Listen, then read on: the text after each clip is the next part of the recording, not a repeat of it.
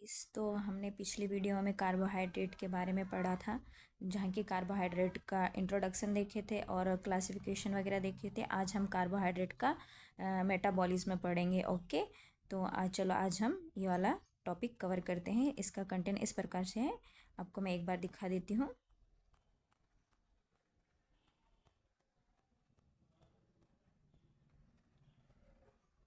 इस प्रकार से है। ओके, चलो हम कार्बोहाइड्रेट का मेटाबॉलिज्म पढ़ते हैं। उपापचय का अर्थ है कि शरीर में कार्बोहाइड्रेट का टूटना, यानी कैटाबॉलिज्म, यानी जटिल अणु का सरल अणु में कन्वर्ट होना क्या कहलाता है? कैटाबॉलिज्म। और निर्माण करना यानी एनाबॉलिज्म, यानी सरल से जटिल का बनना क्या कहलाता है? एनाबॉलिज्म। इसकी प्रमुख प्रक्रियाएं निम्नलिखित हैं। ओके, ग्लाइकोलिसिस, EM पाथवे भी कहते हैं, क्योंकि इसकी जो प्रोसेस है वो किसने खोजी थी? इम्बेंडेड मेयर हाफ एंड परानास ने। ओके, इसीलिए इसे EM पाथवे भी कहते हैं। यह कहाँ पर होती है? ये साइटोप्लाज्मा में होती हैं। जैसे कि ये सेल है, सेल का जो साइटोप्लाज्मा वाला पार्ट है यहाँ पे होती है। ओके ओके स्टूडेंट, प्रोसेस, इसकी प्रोसेस क्या है? प्रक्रिया, ग्लूकोज के एक अणु का पायरुविक अम्ल के 2 अणु में टूटना। जैसे कि एक ग्लूकोज का एक अणु है, वे क्या करता है? पायरुविक अम्ल के 2 अणु में टूटता है। तो इसमें कितने 6 कार्बन के परमाणु होते हैं जो आधे आधे बढ़ जाते हैं, तो लास्ट में कितना बचता? 3 कार्बन का परमाणु बचता है। ओके, शुद्ध ATP कितनी प्राप्त होती है? 2। और NADH कितना प्राप्त होता है? 2 अणु। ओके, उसमें हाइड्रोजन प्लस एक अणु हाइड्रोजन का जुड़ा होता है। विशेषता, इसमें ऑक्सी और अनाक्सी दोनों शोषण अभिनिष्ठ चरण है, मतलब कि अक्षी शोषण और अनाक्षी शोषण दोनों ही प्रोसेस इसमें होती है। ओके, चलो आगे देखते हैं। अपन ग्लाइकोलिसिस डिटेल में आगे और पढ़ेंगे। Okay student, Krebs cycle, Krebs cycle mitochondria के मैट्रिक्स में होती हैं। ओके, जैसे कि ये कोशिका है, कोशिका में ये माइटोकॉन्ड्रिया है, तो जो माइटोकॉन्ड्रिया का जो मैट्रिक्स होता है वहाँ पे होती हैं। ओके, माइटोकॉन्ड्रिया के मैट्रिक्स में प्रक्रिया, इसमें क्या यूज होता है? एसिटाइल का पूर्ण ऑक्सीकरण होकर कार्बन डाइऑक्साइड और ऊर्जा के रूप में क्या क्या प्राप्त होता है? GTP, NADH और FADH के 2 मॉलिक्यूल मुक्त होना। ओके, यानी प्राप्त होते हैं। ग्लाइकोजेनेसिस, ग्लाइकोजेनेसिस का अर्थ होता है अतिरिक्त ग्लूकोज का ग्लाइकोजन में बदलकर यकृत या मांसपेशी में संचित होना। ओके, ये क्या कहना चाह रहा है कि जो ग्लूकोज है, जब ग्लूकोज का मतलब ब्लड में शर्करा की मात्रा बढ़ जाती है, ओके, तब क्या करता है? जो बीटा सेल्स होती पेंक्रियास की, जो कि हार्मोन कौन सा रिलीज करती है? इंसुलिन, वो एक्टिव हो जाती है और क्या करती है? जो ग्लूकोज को क्या करती? जो ग्लूकोज होता है उसको यकृत में ग्लाइकोजन में कन्वर्ट कर देती हैं। ओके, जिससे कि ब्लड का जो लेवल हो, ब्लड में शुगर का लेवल जो होता है वो कंट्रोल हो जाता है। इसको कहते हैं हाइपरग्लाइसीमिया। जब ब्लड शुगर की मात्रा ब्लड में बढ़ जाती है तो उससे कौन सा रोग होता है? हाइपरग्लाइसेमिया। ओके, प्रेरक हार्मोन कौन सा है? इंसुलिन। ग्लाइकोजेनोलाइसिस, ग्लाइकोजेनोलाइसिस का इंट्रोडक्शन देखते हैं अपन। रक्त में शर्करा कम होने पर संचित ग्लाइकोजन पुनः ग्लूकोज में टूट जाता है। ये क्या करता है? जब अल्फा सेल एक्टिव हो जाते हैं, यानी ग्लूकेगॉन हार्मोन उपस्थित होता है, वे एक्टिव हो जाता है और क्या करता है? जो पहले से ही यकृत में संचित ग्लाइकोजन के रूप में जो ग्लूकोज होता है उसको क्या करता है? पुनः ग्लूकोज में तोड़ देता है और ब्लड में जो शर्करा का लेवल होता है उसको पुनः बढ़ा देता है। ओके, प्रेरक हार्मोन कौन सा होता है? ग्लूकेगॉन या एपिनेफ्रिन। Okay, glycolysis. ग्लाइकोलिसिस वाला टॉपिक हम अलग से एक वीडियो बनाएंगे, उसमें कवर करेंगे। ओके, इसको थोड़ा ऊपर ऊपर पढ़ लेते हैं। Glycolysis is the process of converting glucose into energy. ये क्या करता है? ग्लूकोज से एनर्जी बनाता है।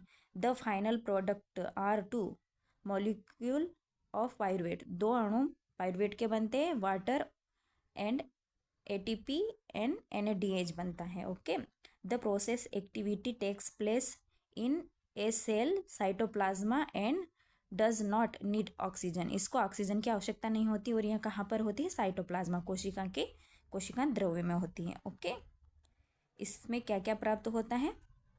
ये इसकी 10 स्टेप होती हैं। कितनी? 10 स्टेप होती हैं, जिसमें से ऊपर की 2 स्टेप्स होती हैं वे इनरिवर्सिबल होती है और बाकी रिवर्सिबल होती है। और इसमें जो 5 स्टेप्स होती हैं उसमें 2 ATP यूज़ हो जाती हैं। ओके, और यहाँ पे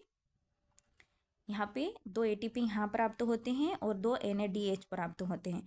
तो एक NADH से कितनी ATP ऊर्जा प्राप्त होती? 3 ATP, यानी 2 NADH से कितनी ATP टोटल होगी? 3। तो 2 2 9 4 2 3 6 ATP। 6 और 2 6 7 8 टोटल 8 ATP होती है, उसमें से 2 खर्च हो जाती हैं। तो यहाँ पे नेट मॉलिक्यूल के 2 ATP बनते हैं और 2 मॉलिक्यूल NADH के और 2 मॉलिक्यूल पायरुवेट के बनते हैं। और कार्बन का कौन सा परमाणु बचता है? 3 कार्बन वाला। ओके, लास्ट में पायरुवेट बनता है, पायरुवेट के 2 अणु।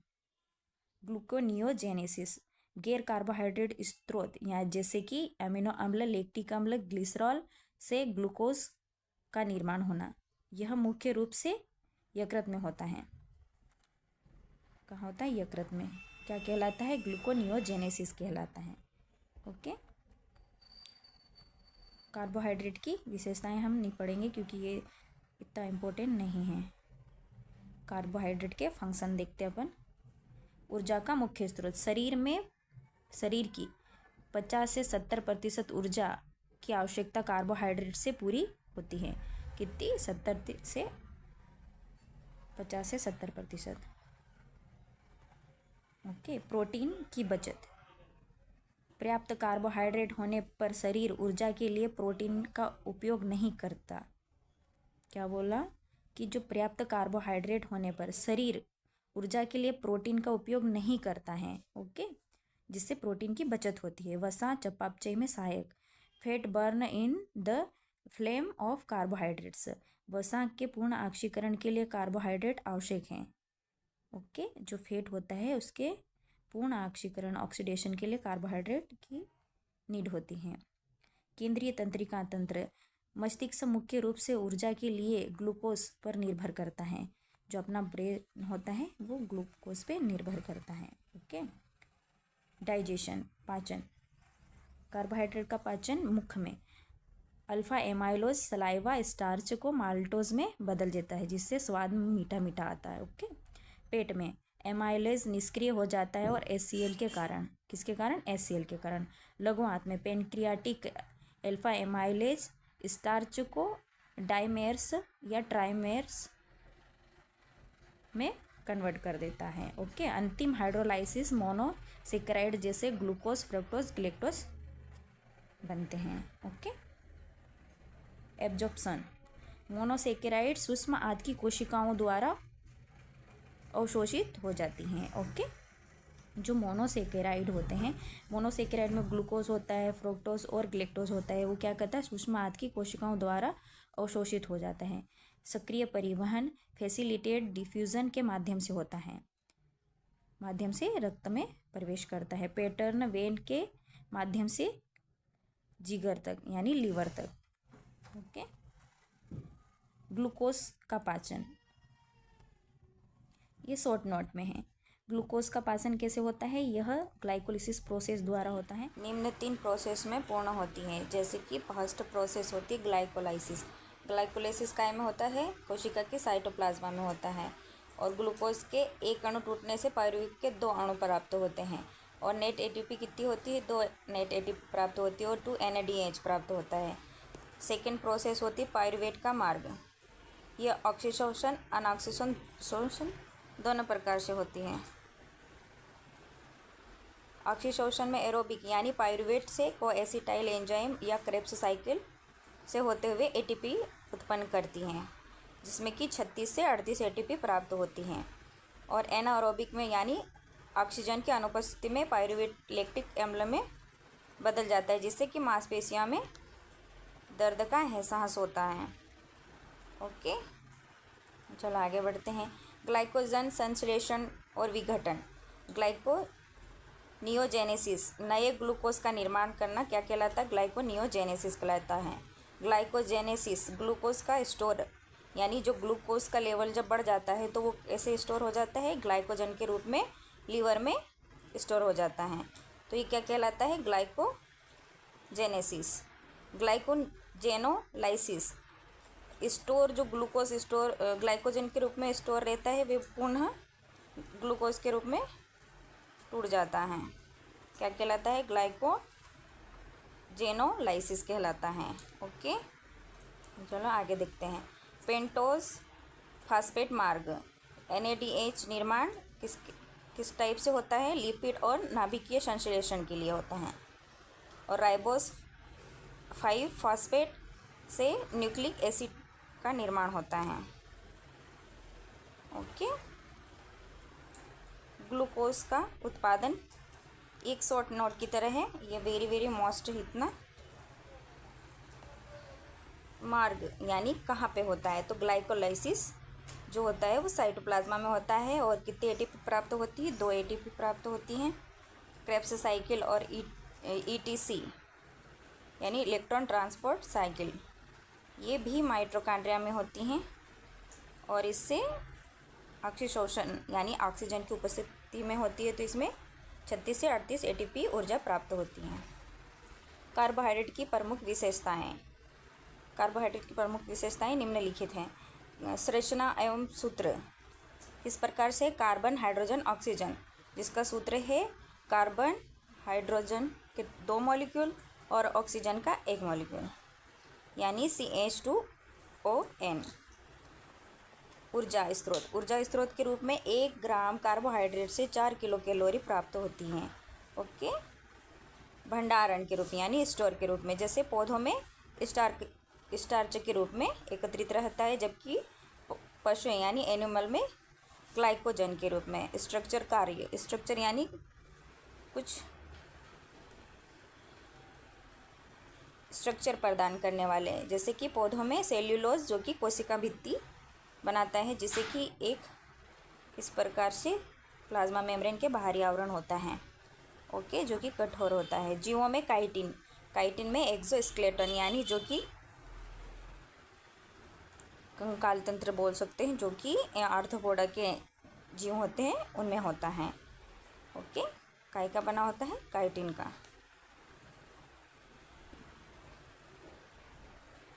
पानी में घुलनशीलता देखते हैं। पानी में घुलनशीलता के आधार पे मोनोसेकेराइड और डाइसेकेराइड घुलनशील होते हैं, पॉलीसेकेराइड अघुलनशील होते हैं। यानी जो मोनोसेकेराइड कार्बोहाइड्रेट का जो टाइप से होता है और डाइसेकेराइड ये क्या होते हैं, जल में घुलनशील होते हैं, जबकि जो पॉलीसेकेराइड होते हैं वे जल में अघुलनशील होते हैं। Reducing and non reducing sugar. जो रिड्यूसिंग शुगर होती है वो कौन सी होती है, मोनोसेकेराइड के, जैसे कि ग्लूकोज, माल्टोज और लैक्टोज। नॉन रिड्यूसिंग शुगर कौन सी होती है, सुक्रोज होती हैं। ओके, आगे देखते हैं। स्वस्थ और जैविक महत्व। स्वस्थ और जैविक महत्व में निम्नलिखित पॉइंट है, जैसे कि रक्त शर्करा का नियंत्रण यानी ब्लड में शुगर का नियंत्रण करना, एटीपी उत्पादन करना ऊर्जा के रूप में, और नाभिकीय अम्ल और NADH का स्रोत NADPH का स्रोत होता है। पाचन एवं शारीरिक संरचना में योगदान देता है। ओके, और रोग में महत्व, जैसे मधुमेह है, ग्लाइकोजन रिस्टोरेज डिजीज में, और लैक्टोज असहिष्णुता में। परीक्षण हेतु महत्वपूर्ण हार्मोन का नियंत्रण। जैसे हार्मोन और प्रभाव और कार्य देखते हैं। हार्मोन कौन सा? Insulin hormone. जब इंसुलिन हार्मोन घटता है तो क्या कहलाता है? हाइपोग्लाइसेमिया कहलाता है। ग्लाइकोलिसिस और ग्लाइकोजेनेसिस को बढ़ाता है। ग्लूकेगॉन जब बढ़ता है तो हाइपरग्लाइसेमिया कहलाता है। ग्लाइकोजेनोलाइसिस को सक्रिय करता है, यानी सक्रिय करना। कोर्टिसोल जब बढ़ता है तो क्या होता है? ग्लूकोनियोजेनेसिस को प्रेरित करना। परीक्षा के लिए याद करने के लिए कुछ योग्य बिंदु देखते हैं। जैसे ग्लाइकोलाइसिस की प्रमुख एंजाइम कौन से हैं? एक्सोकाइनेस, PFK1, पाइरूवेट काइनेस, ये 3 एंजाइम हैं। ग्लूकोनियोजेनेसिस के प्रमुख एंजाइम कौन से हैं? Pyruvate, carboxylase, PAP, carboxykinase. Okay student, चलो वीडियो यहीं पे ख़त्म करते हैं। Thank you.